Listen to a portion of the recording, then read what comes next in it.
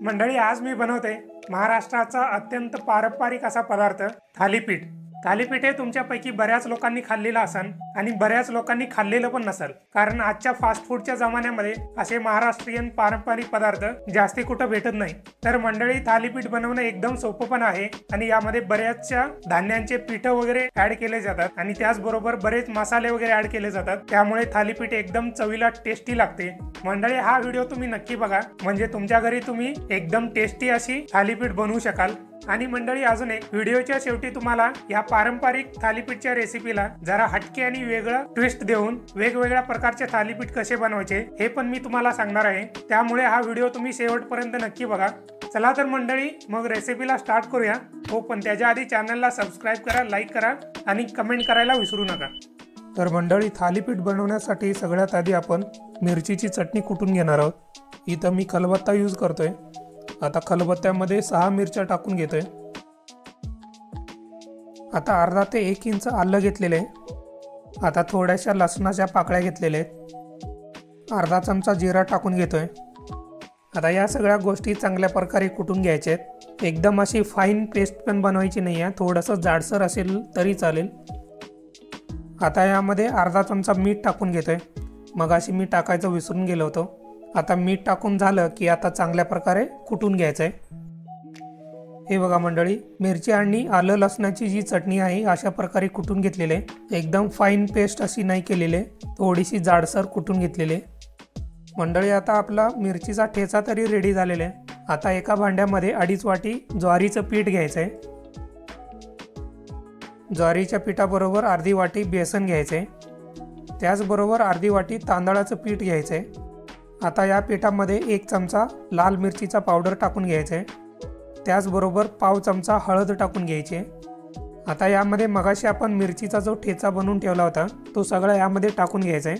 मंडळी, अजून एक, जेव्हा तुम्ही मिरचीचा ठेचा कुटून घेत असता, मिरचीच्या तिखटाप्रमाणे तुम्ही मिरची कमी जास्त यामध्ये करू शकता। आता यामध्ये बारीक चिरलेला 1 वाटी भरून कांदा टाकून घ्यायचा आहे। कांदा कापताना जेवढा तुम्हाला शक्य होईल तेवढा बारीक कापून घ्यायचा आहे। आता यामध्ये बारीक चिरलेला कोथिंबीर टाकून घ्यायची आहे। आता यामध्ये चवीपुरतं मीठ टाकून घ्यायचं आहे। लक्षात ठेवा, मगाशी आपण मिरचीच्या चटणीमध्ये पण मीठ टाकून घेतलेलं आहे। आता यामध्ये 2 ते 3 चमचे तेल टाकून घ्यायचं आहे। आता हे सगळे टाकून झाल्यानंतर चांगल्या प्रकारे मिक्स करून घ्यायचं आहे। चांगलं एकजीव होईल असं एकदम छानपैकी मिक्स करून घ्यायचं आहे। हे हातामध्ये घेऊन अशा प्रकारे जर चोळून जरी घेतलं तरी एकदम छानपैकी मिक्स होऊन जातं। आता छानपैकी मिक्स करून झालं की आता यामध्ये थोडं थोडं करून पाणी टाकून घ्यायचं आहे आणि चांगल्या प्रकारे पीठ मळून घ्यायचं आहे। पिठाला जेवढं पाणी लागेल तेवढंच थोडं थोडं टाकून चांगल्या प्रकारे पीठ मळून घ्यायचं आहे। जसं आपण ज्वारीचं पीठ आणि चपातीचं पीठ मळून घेत असतो, सेम तशाच प्रकारे आपण चांगलं पीठ मळून घ्यायचं आहे। हे बघा मंडळी, आपल्या थालीपीठाचं जे कणिक आहे चांगल्या प्रकारे मळून झालेलं आहे। एकदम असं पातळ पण नाही झालेलं आहे आणि एकदम असं घट्ट पण नाही झालेलं आहे। हे बघा, हे अशा प्रकारे मळून घेतलेलं आहे। तर मंडळी, आता कणिक मळून झालं की त्यावरती एक कापड टाकून एक अर्ध्या तासासाठी रेस्ट करायला ठेवायचं आहे। आता मंडळी, मी इथे एक कापड घेतलेलं आहे। एकदम जाळीदार असं कापड आहे आणि सुती कापड आहे। थोडंसं जाड तुमच्याकडे जरी असलं तरी चालेल, काही प्रॉब्लेम नाही। आता हे कापड मी पाण्यामध्ये भिजून घेतो। कापड पाण्यामध्ये भिजून झालं की कापड तिथल्या तिथं पिळून त्यातलं पाणी काढून घ्यायचं आहे। हे बघा, अशा प्रकारे पाणी काढून घ्यायचं आहे। आता हे ओलं केलेले कापड पोळपाटावरती अशा प्रकारे हांतरून घ्यायचं आहे। आता मंडळी, थालीपीठातल्या कणकामधला थोडासा गोळा काढून घ्यायचा, म्हणजे जेवढा तुमच्या हाताच्या मुठीमध्ये बसतोय तेवढा कणिक घेतला तरी चालेल। आता हा कणकाचा गोळा ओल्या कपड्यावरती असा ठेवून द्यायचा आहे आणि वरून पाणी लावून थोडंसं हाताने सावकाशपणे प्रेस करत राहायचं आहे। हाताला पाणी लावल्यामुळे हाताला कणिक चिटकणार नाही आणि जे कणिक असतं पाणी लागल्यामुळे थोडंसं पातळ होतं आणि थालीपीठ बनवायला थोडंसं सोपं पडतं। त्यामुळे जेव्हा जेव्हा पण तुम्हाला वाटेल तेव्हा थोडंसं हाताला पाणी लावायचं आहे आणि अशा प्रकारे ते थालीपीठ गोलाकारमध्ये पसरवून घ्यायचं आहे। हे बघा मंडळी, अशा प्रकारे गोलाकारमध्ये थालीपीठ बनवून रेडी झालेले आहे। थालीपीठ जाडीला एकदम जाड पण नाही आणि एकदम पातळ पण नाही आहे, मीडियम जाडीवरती आपण बनवून घेतलेलं आहे। थालीपीठ बनून झालं की आता वरून थोडेसे पांढरे तीळ टाकून घ्यायचे, त्यामुळे थालीपीठ एकदम टेस्टी बनते आणि क्रंची पण बनते आणि थालीपीठाला एक वेगळी टेस्ट पण येते आणि त्याचबरोबर दिसायला पण एकदम छान दिसते। आता थालीपीठाला बोटाने अशा प्रकारे होल करून घ्यायचं आहे, म्हणजे या होलमधून तव्यावरती तेल सोडता येतं। आता कपड्याची दोन्ही टोकं हातामध्ये धरायचे आणि अलगदपणे कपडा वरती उचलून घ्यायचा आहे। हे बघा, अशा प्रकारे अलगदपणे उचलून घ्यायचं आहे आणि तव्यावरती अशा प्रकारे अलगदपणे थालीपीठ टाकून घ्यायचं आहे। तव्यावरती थालीपीठ टाकताना पटकन टाकून घ्यायचं आहे, कारण तवा खूप गरम असतो आणि कापड एकदम पातळ असल्यामुळे तव्याला चिटकण्याची शक्यता असते आणि कापड जळण्याची शक्यता असते। तर तव्यावरती थालीपीठ टाकून घेत असताना एकदम काळजीपूर्वक टाकून घ्या। आता थालीपीठाच्या या तिन्ही होलमध्ये थोडं थोडं तेल टाकून घेऊया।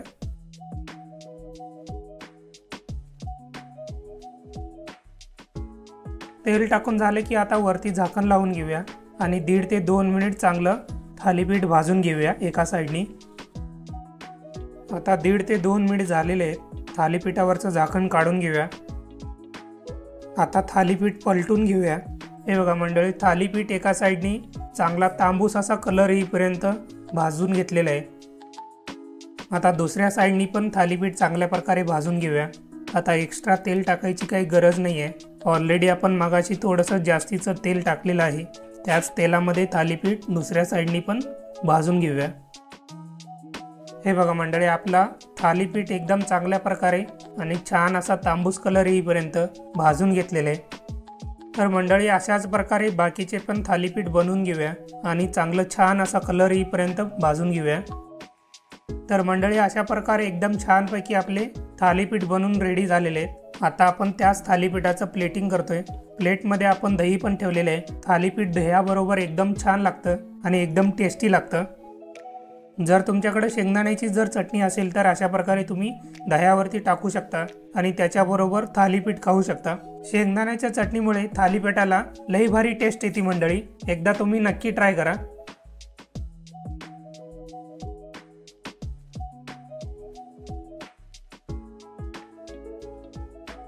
तर मंडळी, कशी वाटली थालीपीठची रेसिपी?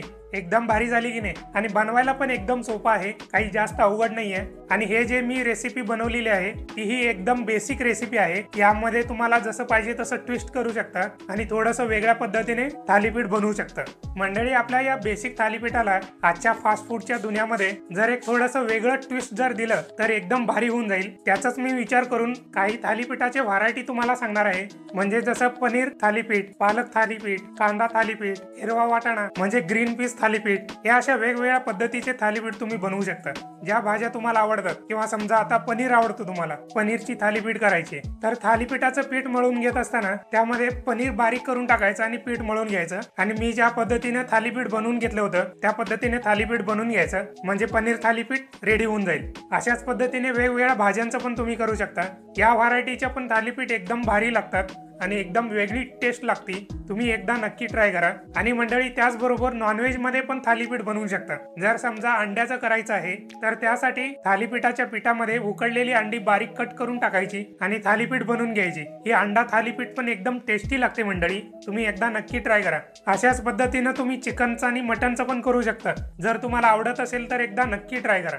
तर मंडळी, अशा पद्धतीने आपल्या पारंपरिक थालीपीठाला एक नवी ट्विस्ट देऊन एक वेगळ्या पद्धतीचं थालीपीठ तुम्ही बनवू शकता। तर मंडळी, जाता जाता व्हिडिओ आवडला असेल तर लाईक करा, कमेंट करा आणि चॅनलला सबस्क्राईब करायला विसरू नका। चला तर मग भेटूया एका पुढच्या व्हिडिओमध्ये अशाच एका नव्या रेसिपी सोबत। तोपर्यंत तुम्हा सर्वांचे आभार।